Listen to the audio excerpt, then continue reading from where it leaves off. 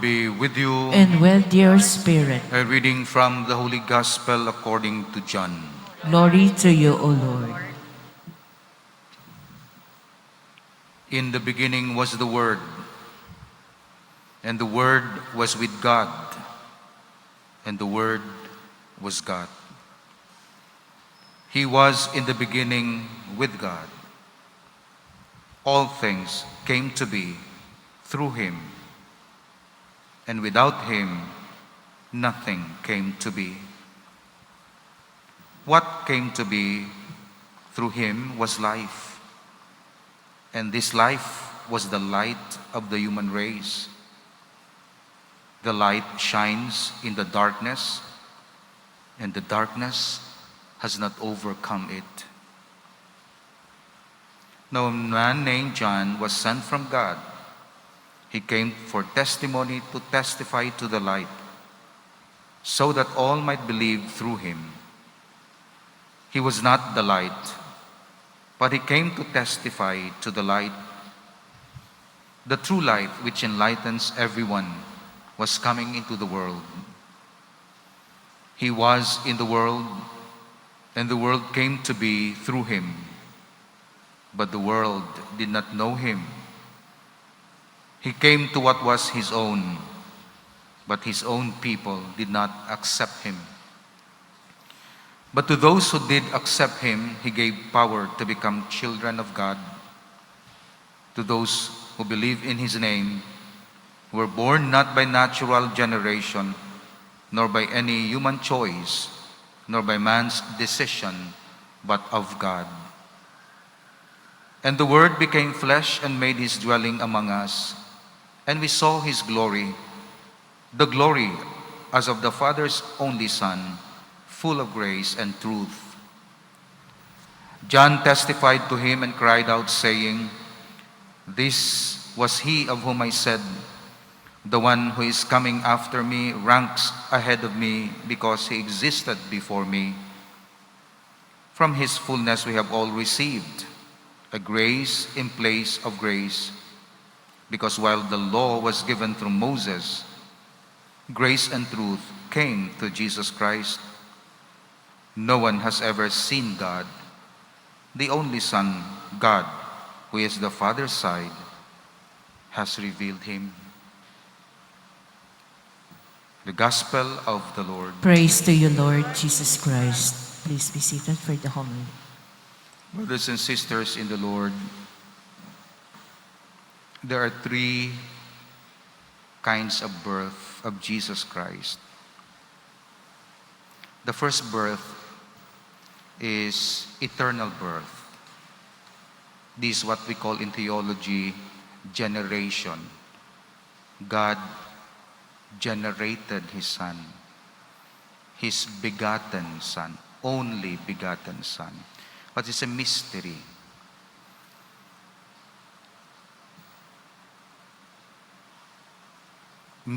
So I don't have to explain it because it's more theological. So no need to explain it now.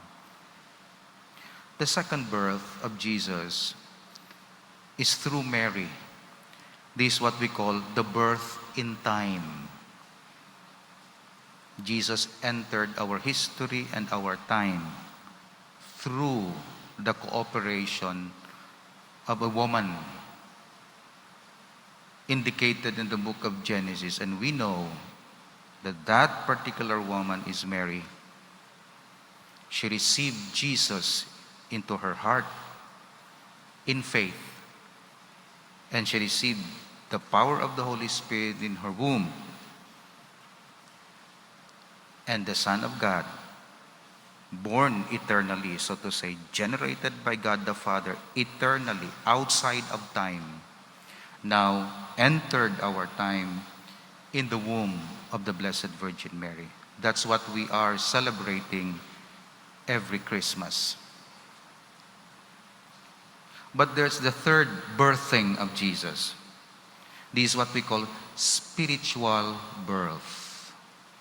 Jesus is born in our hearts because we are made like Jesus.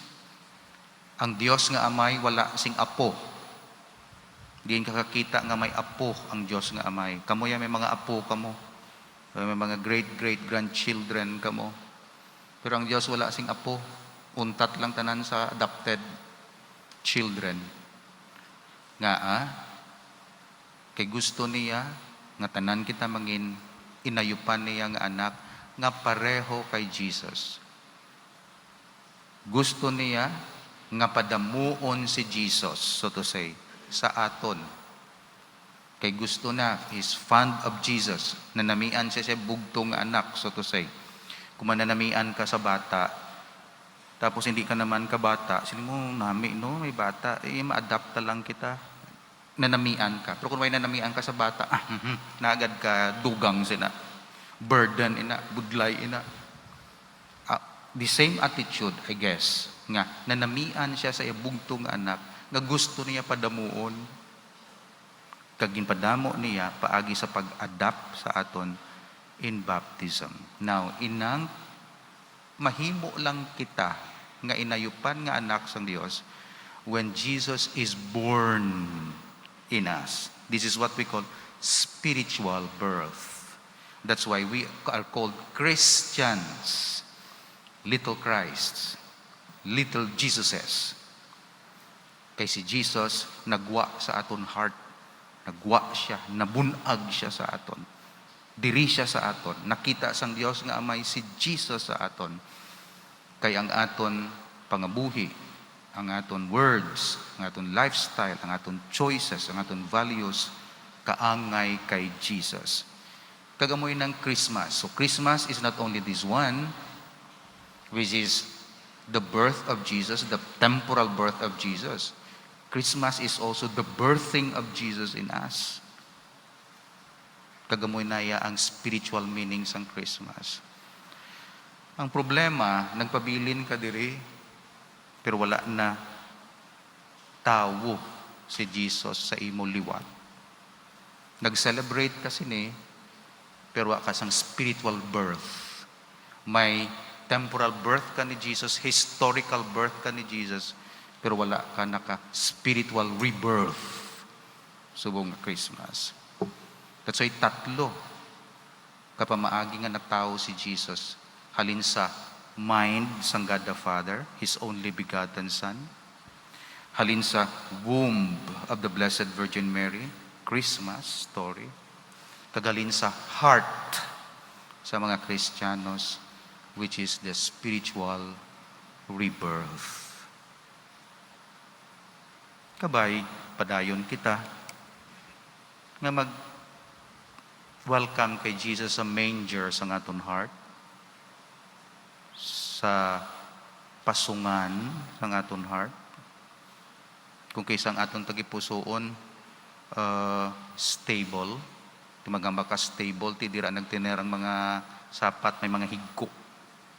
Pero bisan pang higko ang stable, nag-decide ang Diyos magpakatao dira.